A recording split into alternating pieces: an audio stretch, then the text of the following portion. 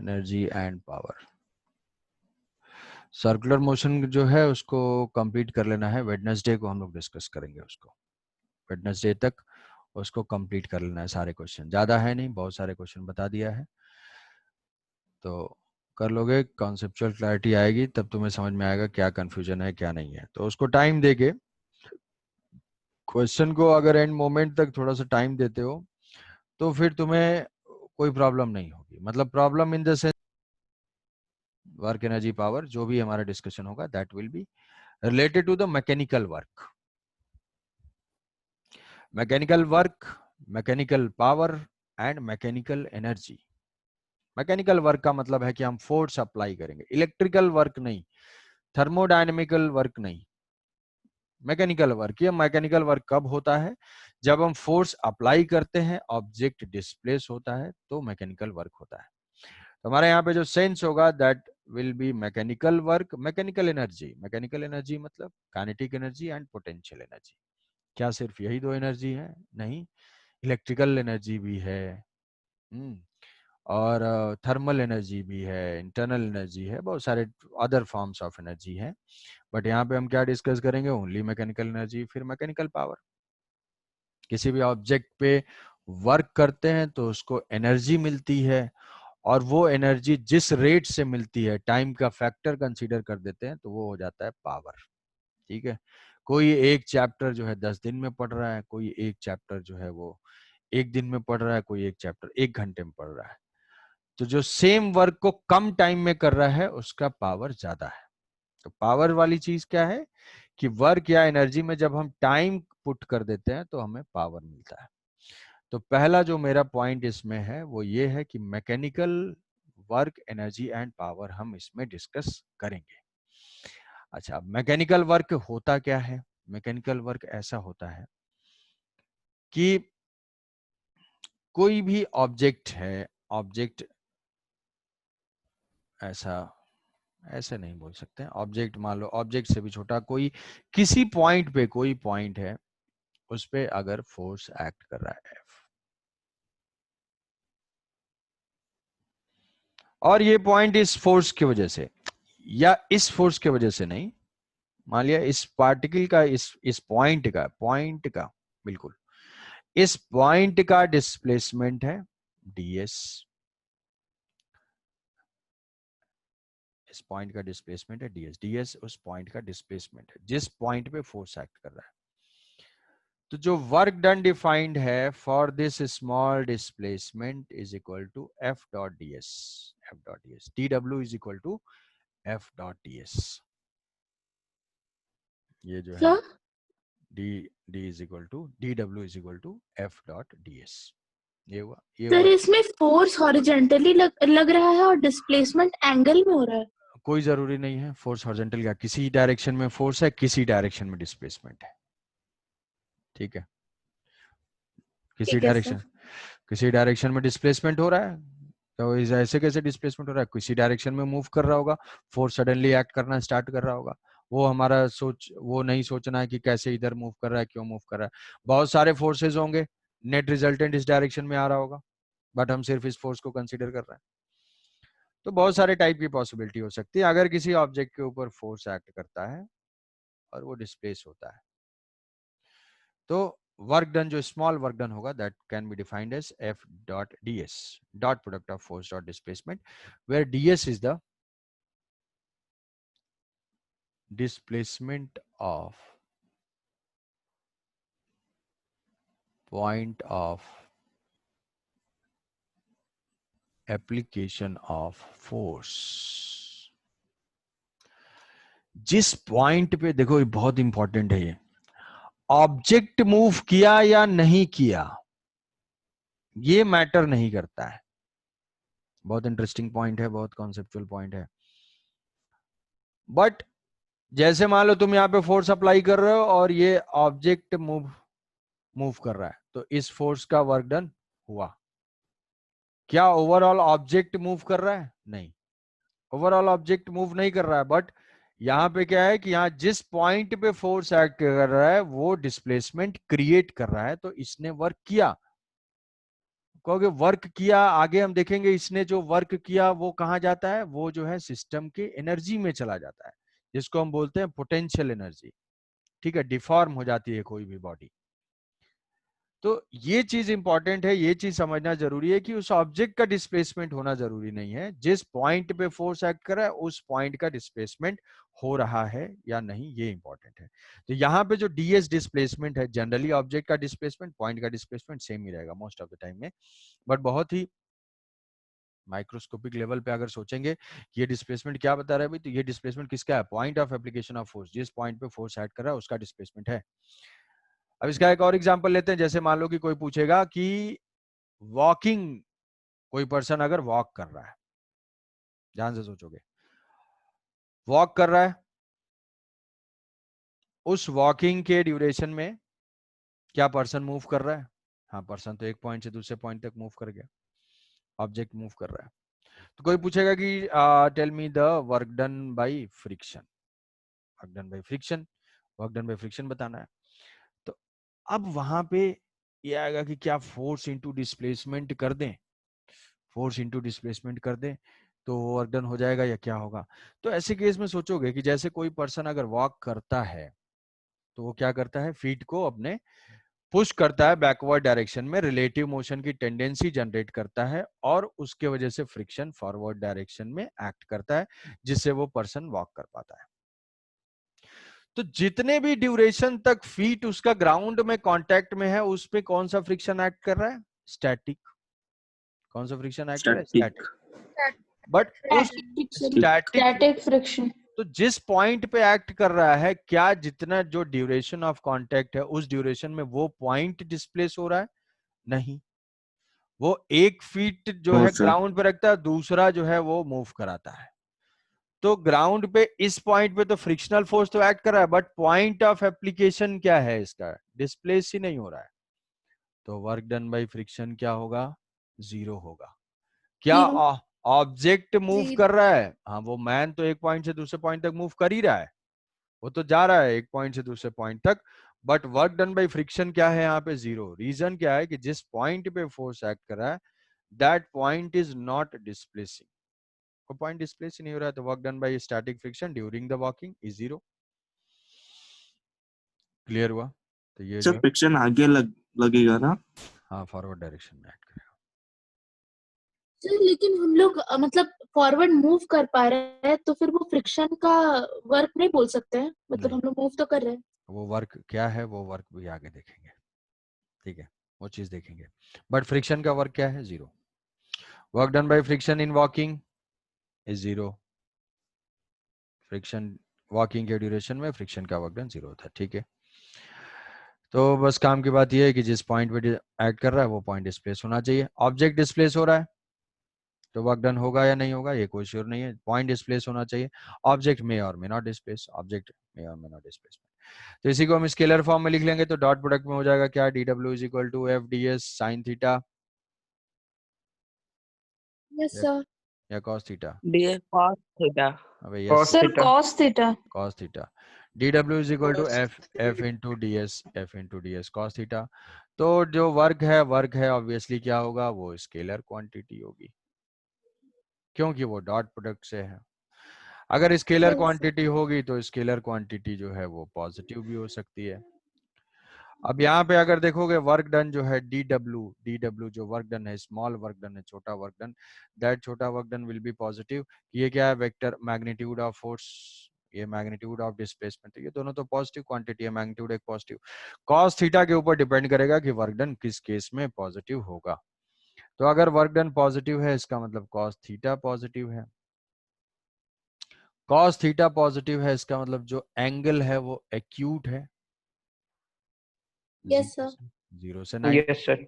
0 से 90 yes degree है। Sir, मतलब कोई भी ऑब्जेक्ट अगर है, उस ऑब्जेक्ट के ऊपर फोर्स एक्ट कर रहा है, फोर्स एक्ट कर रहा है, डिस्प्लेसमेंट एक्ट कर रहा है ऐसे, तो उस केस में क्या है, उस केस में 90 डिग्री से कम होगा एंगल, तो उसका हम बोलेंगे वर्क डन पॉजिटिव है, वर्क डन पॉजिटिव है। वर्क डन जीरो है, वर्क डन जीरो है तभी होगा जब कॉस थीटा जीरो होगा, कॉस थीटा जीरो होता है जब theta is equal to 90 degree होगा। मतलब फोर्स और डिस्प्लेसमेंट का जो वर्क डन जो एंगल है वो 90 डिग्री। जैसे अगर कोई पूछ दे what is the work done by centripetal force? Sir ये cos थीटा 90 डिग्री होगा ना? cos theta 0, theta 90 degree. cos theta yes, yes. Yes sir. What is the work done by centripetal force? तो centripetal force में भाई circular motion है, ये uniform या non uniform, तो यहाँ पे ये डिस्प्लेसमेंट की डायरेक्शन होगी। डिस्प्लेसमेंट की डायरेक्शन वही होगी जो वेलोसिटी की डायरेक्शन होगी। वेलोसिटी की डायरेक्शन किधर होती है? पाथ के टेंजेंशियल डायरेक्शन में। और ये मान लो सेंट्रीपिटल फोर्स, ये टेंजेंशियल। टेंशन, ये जो टेंशन है, जो स्ट्रिंग का टेंशन है, वो क्या है? यहाँ पे इसके परपेंडिकुलर है। तो work done by centripetal force हो जाएगा 0। सोचो कोई एग्जांपल, जो भी किया, work done by centripetal force ऐसे लिख सकते हो, work done by centripetal force is equal to 0। कहीं पे भी 90 डिग्री हो, जहां पे भी 90 डिग्री हो, वहां पे वर्क डन 0 हो जाएगा। Theta, angle between force and displacement is 90। ऐसे केस में ये स्केलर तो है, चलो ठीक है, और ये नेगेटिव भी हो सकता है, वर्क डन नेगेटिव भी हो सकता है। नेगेटिव नेगेटिव होगा तो क्या हो जाएगा? जब cos थीटा नेगेटिव होगा। cos थीटा अगर नेगेटिव है तो थीटा कितना होना चाहिए? ऑब्ट्यूस एंगल होना चाहिए। ऑब्ट्यूस मतलब 90 से ग्रेटर हो और less than equal to 180 degree हो। 180 डिग्री हो यस सर। मतलब पार्टिकल का डिस्प्लेसमेंट, पार्टिकल का डिस्प्लेसमेंट ऐसे इस डायरेक्शन में डिस्प्लेस हो रहा हो और फोर्स वगैरह कुछ ऐसे एक्ट कर रहा हो, ऑब्ट्यूस एंगल हो, ऑब्ट्यूस एंगल हो, है ना।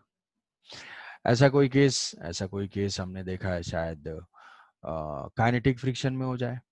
काइनेटिक फ्रिक्शन में ऑब्जेक्ट इधर डिस्प्लेस हो रहा है और फ्रिक्शनल फोर्स जो है वो डिस्प्लेसमेंट के अपोजिट डायरेक्शन में है, तो वहां पे हमें नेगेटिव वर्क मिल सकता है।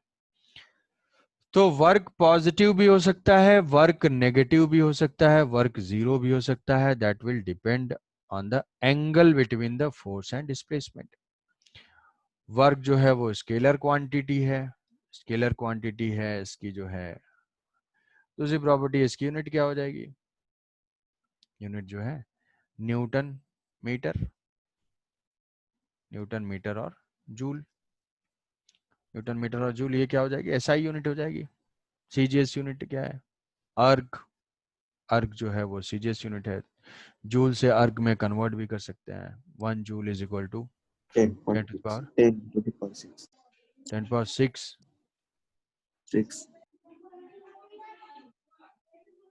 1 joule is equal to how much erg? 10 to the power 7. 10 power 10 to the 7। power 7. 10 to the power 7। 1 joule is equal to 10 to the power 7 अर्ग। तो ये है, ये एसआई यूनिट है, सीजीएस यूनिट है, अर्ग। यहाँ से ये फाइंड कर सकते हैं डायमेंशन। डायमेंशन जो है ml² t-2। Dimension ml² t-2। Force into displacement कर दोगे, एल आ जाएगा इसमें, तो ये ml² t-2 हो जाएगा इसकी डायमेंशन। ठीक है, ये बेसिक इंफॉर्मेशन हो गया वर्क के। तो वर्क एक स्केलर क्वांटिटी है, जूल यूनिट है, पॉजिटिव नेगेटिव 0 हो सकता है। dw जो डिफाइंड है फोर्स डॉट डिस्प्लेसमेंट है, ये मैकेनिकल वर्क है। तो अब नेट वर्क डन हमें फाइंड करना है। नेट वर्क डन, छोटे छोटे वर्क डन को ऐड कर देंगे। नेट वर्क डन, आप बोले कि वर्क डन जो होता है वो स्केलर क्वांटिटी होता है, लेकिन आप बोले कि वर्क डन नेगेटिव वैल्यूज भी ले सकता है, तो सर स्केलर क्वांटिटीज की तो नेगेटिव वैल्यूज नहीं होती है। नहीं, स्केलर क्वांटिटीज की नेगेटिव वैल्यू नहीं होती है। नहीं, ऐसे कैसे? जो वर्क है, वर्क तो नेगेटिव हो सकता है ना। स्केलर क्वांटिटी, स्केलर -2 0 2 नंबर है ना, जस्ट स्केलर मींस नंबर। अच्छा, तुम स्पीड से वो हो रहा है इसको कि स्पीड जो नेगेटिव नहीं हो सकता। हाँ सर। नहीं, और ना स्केल, ही डिस्टेंस। हाँ, डिस्टेंस स्पीड ये सारी क्वांटिटीज नेगेटिव नहीं हो सकती। ये क्वांटिटी नेगेटिव, लेंथ है तो लेंथ जो है वो नेगेटिव नहीं होगा। स्पीड जो है वो वेलोसिटी का मैग्नीट्यूड है, इससे वो नेगेटिव नहीं होगा, बट वर्क नेगेटिव हो सकता है। स्केलर तो नंबर है, नंबर तो पॉजिटिव नेगेटिव 0 तीनों ही हो सकता है, बट जिस सेंस में हम डिफाइन करते हैं, जैसे लेंथ है, तो लेंथ का नेगेटिव का सिग्निफिकेंस नहीं है ना, स्केलर क्वांटिटी है, बट लेंथ कभी भी नेगेटिव नहीं हो सकती है। ठीक है, yes sir. Work positive negative zero, ये तीनों ही हो सकता है। Scalar quantity positive negative zero, ये हो सकता है। तो अब नेट वर्क डन हमें फाइंड करना है, total work done. Net work done मतलब सारे छोटे छोटे वर्क डन को ऐड करना है। तो जो W total net work done is equal to summation of smaller work done. Summation of smaller work done को हम ऐसे भी लिख सकते हैं कि ये हो जाएगा integration of F dot ds, F dot ds। ये हमें इवेल्युएट करना है, इवेल्युएट करना है, तो इसमें हमें ऐसे इवेल्युएट करना पड़ेगा नेट वर्क डन के लिए। अब इसमें अलग अलग केसेस हैं। कौन कौन से केसेस है भाई? अगर फोर्स कांस्टेंट है, if force is constant, force अगर कांस्टेंट, किसी भी कांस्टेंट फोर्स का example acceleration due to gravity. तो यहाँ पे अगर मान लो फोर्स कांस्टेंट है और कोई पार्टिकल है, उस पार्टिकल के ऊपर एक कांस्टेंट फोर्स, तो फोर्स कांस्टेंट का मतलब फोर्स एक वेक्टर क्वांटिटी है और पॉजिटिव नेगेटिव और जीरो, ये तीनों ही हो सकता है। फोर्स ये कांस्टेंट है, तो कांस्टेंट का मतलब वेक्टर कांस्टेंट हुआ, मतलब उसकी मैग्नीट्यूड भी कांस्टेंट है और डायरेक्शन भी कांस्टेंट है। तो फोर्स कंटिन्यूअसली ऐसे है, ऐसे एक्ट कर रहा है। अब ये पार्टिकल डिस्प्लेस हो रहा है, ये स्मॉल स्मॉल जो है डिस्प्लेसमेंट इसके हैं कहीं पे, ऐसा समझ लो कि किसी एक पॉइंट से दूसरे पॉइंट तक ये चला गया, ये ब्लॉक यहाँ पहुंच गया। तो हमें क्या, हर पॉइंट पे क्या होगा, ये फोर्स सेम ही डायरेक्शन में होगा, क्योंकि कोई वेक्टर कांस्टेंट है, उसका मैग्नीट्यूड भी कांस्टेंट है, डायरेक्शन भी कांस्टेंट है। ऐसे गया।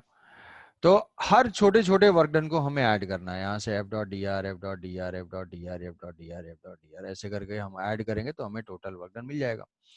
तो यहाँ पे इसी को हम करते हैं W टोटल, मतलब ये एक जनरल है जो कि हम टोटल वर्क डन के लिए करेंगे। आई बात समझ में?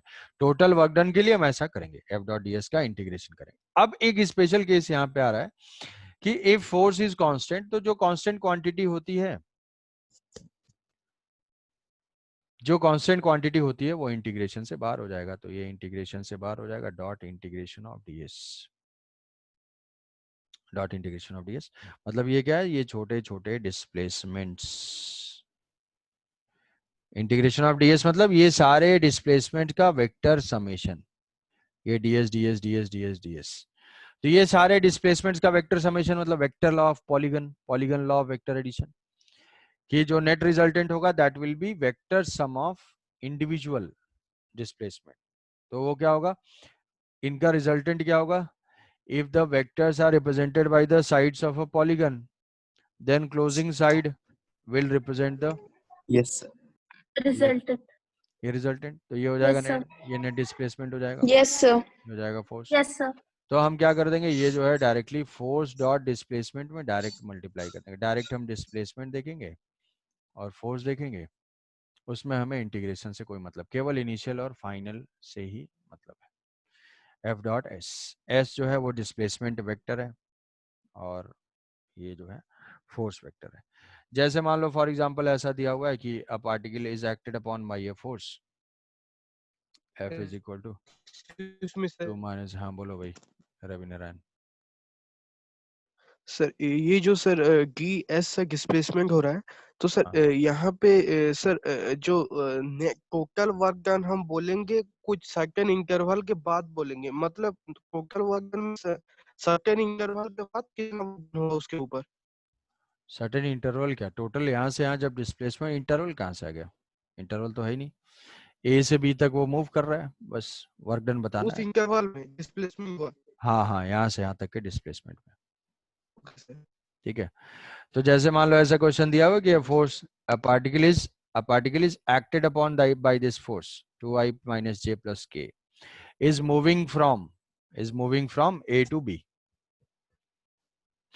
A to B वो मूव कर रहा है, then find the work done by this force, then find work done by this force, देखो डिस्कनेक्ट होगा, सारे इमीडिएटली रिकनेक्ट कर लोगे।